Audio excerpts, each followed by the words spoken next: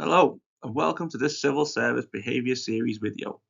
In this series, we break down all 9 of the core behaviours that can be tested within a civil service application.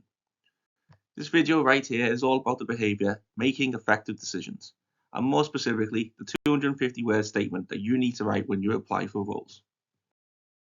We're going to look at what effective decision making actually looks like, what the best way to structure your 250-word statement is, and finally, to wrap the video off, we'll look at a full example that you can use as inspiration when crafting your own statements. You ready? Let's get going. Okay, so first things first, we can't show off our abilities if we don't understand what it is we're being assessed on.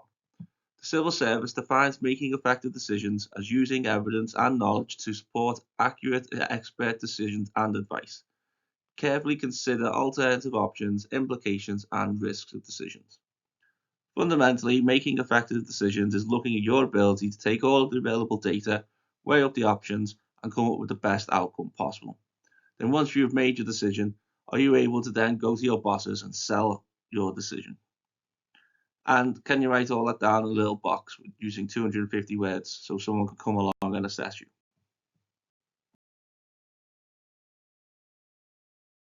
"250 words is not a lot of space to tell your story. That's why you need to be smart about how you structure your statement. Best way to succinctly describe your skills and experience is by using the B-star method. Using this technique, you will split your statement into 5 key parts. First is the B, which stands for belief.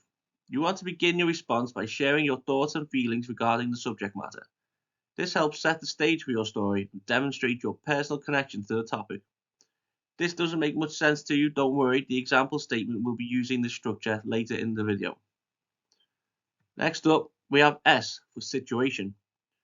Briefly describe the context or background of the scenario in which your actions took place. This provides the assessor with an understanding of the circumstances surrounding your experience. Remember, it's essential to keep this part concise, as the primary focus should be on your actions and the results. Look at the 5 W's, who, what, where, when, why, and incorporate the relevant ones into your story. Following the situation, we have T for task. Explain your specific role and responsibilities in the situation. By doing this, you highlight what you were entrusted with in your previous roles and also lets the assessor understand what expectations were made of you within the situation at hand. Up next, we have the most important section, and that is A for action, or activity if you prefer. Describe the steps you took to achieve the desired outcome and explain the rationale behind your actions. This section and the results section should be the most detailed, as it illustrates exactly what you are capable of doing and achieving. And finally, we have R for the results. Conclude your response with the results of your actions, using figures or quantifiable outcomes whenever possible. This will demonstrate to the assessor the impact of your efforts and your ability to deliver tangible results in your role. This is also where you could share any lessons you learned from the experience, should you wish. Now let's see the B-Star technique in action with a Making Effective Decisions 250-word statement example. I believe that effective decision making is the cornerstone of exemplary public service. I believe decisions must be informed by evidence, expertise, and a comprehensive understanding of the potential consequences. My approach is always to ground my choices in data and knowledge, ensuring they are defensible and aligned with the organization's goals. There was a project implementing a new IT system within my department, which required a decision on which software solution to procure. The stakes were high as our needs were complex and our budget limited. My responsibility was to evaluate various options and recommend the most suitable one. This involved gathering information on each option, including cost, functionality, scalability, and support. I conducted thorough research, consulted with IT specialists, and organized demonstrations of the top 3 systems.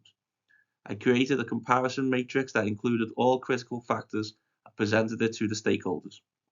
I also anticipated potential risks associated with each option and developed mitigation strategies.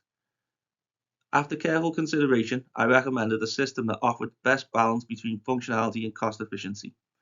My decision was based on a meticulous evaluation of all data and a clear understanding of our department's needs.